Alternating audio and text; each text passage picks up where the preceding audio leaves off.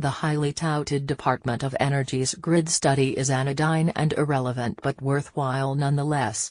Commissioned by new Energy Secretary Rick Perry in April, the order for the study charged the Department of Energy staff to examine whether current policy was responsible for baseload coal and nuclear plant retirements that jeopardize the reliability of the nation's electric grid. Many expected that the study would be a political screed, beginning with unwarranted assumptions and ending with foregone conclusions, aimed at candidate Donald Trump's claim that he would reverse the Obama administration's war on coal.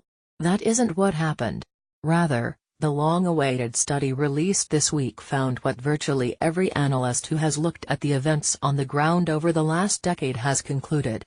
Cheap natural gas, weak demand for power, and a push for renewables has doomed high-cost coal and nuclear generation.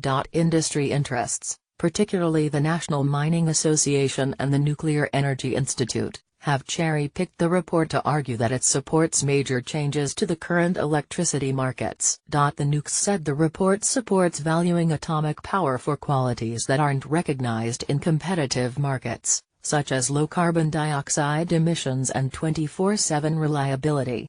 The coal industry wrapped itself in the national security flag. West Virginia Governor Jim Justice, erstwhile Democrat and newly minted Republican, proposed a $15/ton subsidy for Eastern coal, claiming that terrorists could blow up gas pipelines and jeopardize the grid. Independent experts have greeted the industry spin with scorn. Ari Pesco at Harvard's environmental law program wrote, "There is nothing new in the DOE grid study."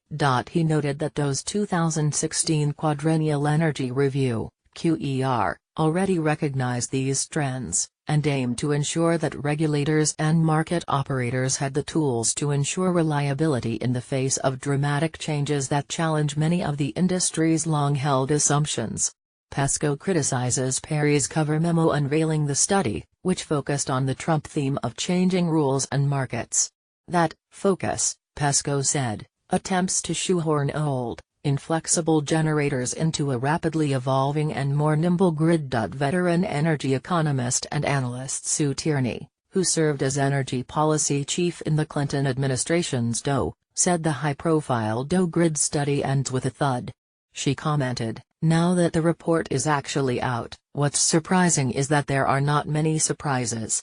In keeping with other recent actions by the DOE, it provides little technical support for bailing out financially struggling coal-fired power plants. And that, in itself, is the main eye-opener. Tierney notes that the DOE study, which breaks no new ground, is notable for avoiding any references to global warming.